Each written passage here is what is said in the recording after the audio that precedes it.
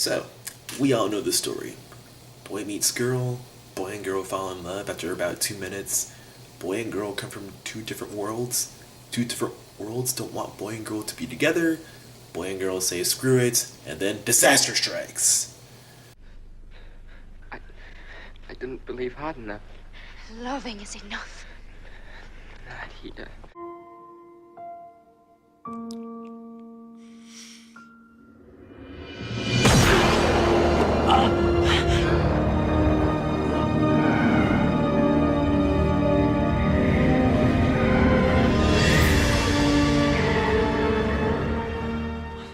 Yes, people gobble up these sort of forbidden romance types of stories, but when vampires were thrown into the mix, they devoured it, as long as it was written by Joss Whedon. Unfortunately, the Twilight Saga did not have quite such luck, and is either really loved or really hated for certain reasons. That's not important though. I'm indifferent for the most part. It's has some redeeming qualities. Well, the movies do, that is, which is why I'm reviewing only the movies and not the books, unless reviewing something about the book can help get my point across. And I will try to be as unbiased as possible. You're lying! We know it! Well, who asked you? Jeez. I'm going to review Breaking Dawn first because part 2 is coming out soon, and you need to know what you're getting yourself into. That, and I remember that Breaking Dawn Part 1 the most out of the entire series, because I saw it it was the most recent movie I saw in the franchise. My school showed it, everyone laughed, yada yada. Okay, moving on. The movie starts off appropriately enough, getting ready for the wedding that they've been teasing us with since the end of New Moon. Between Edward Cullen and our heroine, like my own personal brand of heroin.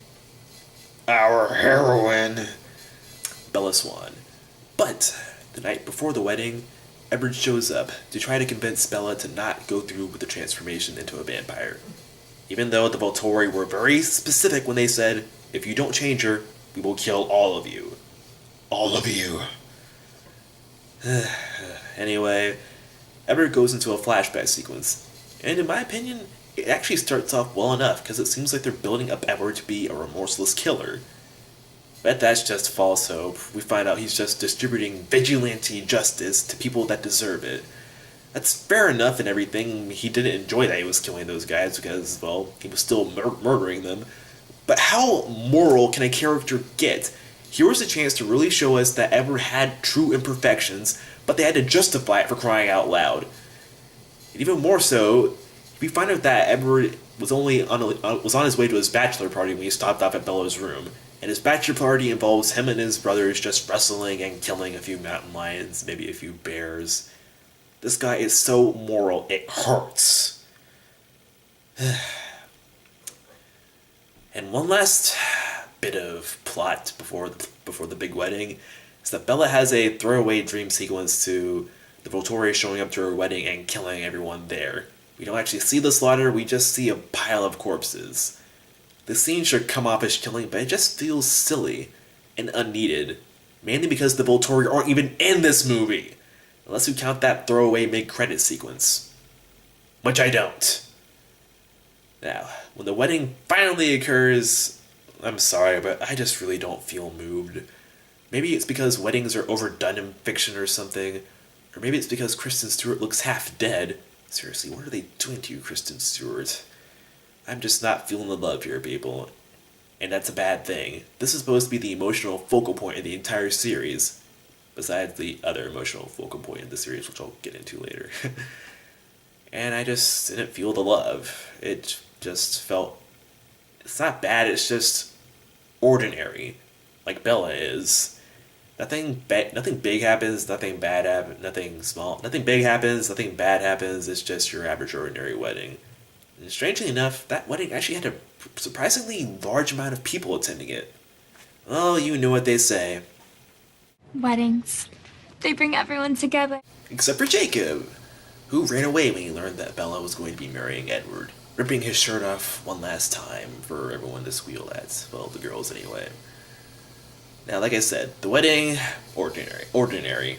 But the reception, on the other hand... But, you know, unfortunately, I looked to my left, and here's the spawn of James Dean and Marilyn Monroe. I'm so glad that you came into our lives in Forks, that you guys graced us with your presence. We will cherish and protect her forever. Love and happiness to you both. I'm so happy for you. Need I say more? The reception ranges from intentionally hilarious to unintentionally awkward and hilarious. I kid you not, when my school was shown this movie, they laughed at 99.9% of the film. Except for this upcoming scene. Sour in the rail. And cheeks. 2 left feet.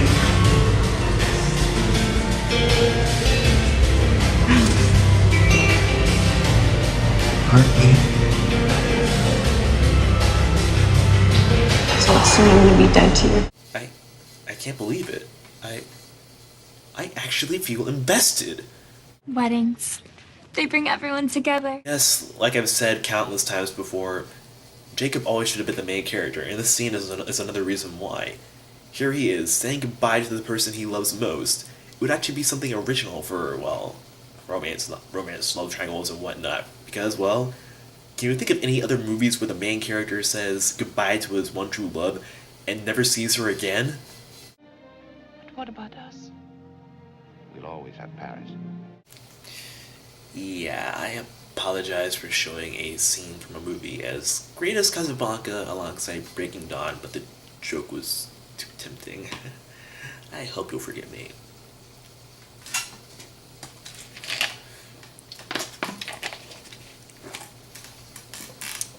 Moving on, the scene is quickly ruined when Bella reveals that she and Edward are going to be intimate for the first time while she's still human. And Jacob flips out because, well, Edward is going to break her like a twig since he has super strength. But the pack shows up to break everything up, and okay, really, who invited the vampire killers to a vampire wedding? Weddings. They bring everyone together. Shut up, Alice! So, the happily married couple flies off for Brazil. And I have to admit, the beginning of the honeymoon sequence, it's one of the other few decent scenes in this movie. It just features Edward and Bella behaving like a normal couple. And no, I don't mean normal as in normal for them, I just mean normal. It's not overtly sappy, it's not overly dramatic, it's just them being husband and wife. I liked it. So, they go off to a private island, where they finally do what they've been putting off because of all this abstinence crap. But wait a minute. How long has this movie been on? It's been about a good 40 minutes. Notice anything missing? That's right. Conflict. What is this movie leading up to? If you went into this film cold, you would have no idea what sort of climax we're getting ourselves in for. Not that climax. You sick people. Yes, I know they had to get the wedding out of the way, but for the first half of the last movie, I'm really bored right now. What are they building everything up to? Who am I kidding? We have the other emotional focal point of the series to deal with. Long story short, there's an awkward phase leading up to them doing it. They do it. Edward accidentally hurts Bella while they do it. He refuses to touch her again. Bella bugs him until he does. There's a throwaway sequence to the pack explaining what imprinting is. Edward and Bella do it again. And then finally, we get some conflict. I know that it's impossible, but I think that I'm pregnant. Oh. This does not look good for our heroine. No, it doesn't, Angel. No, it doesn't.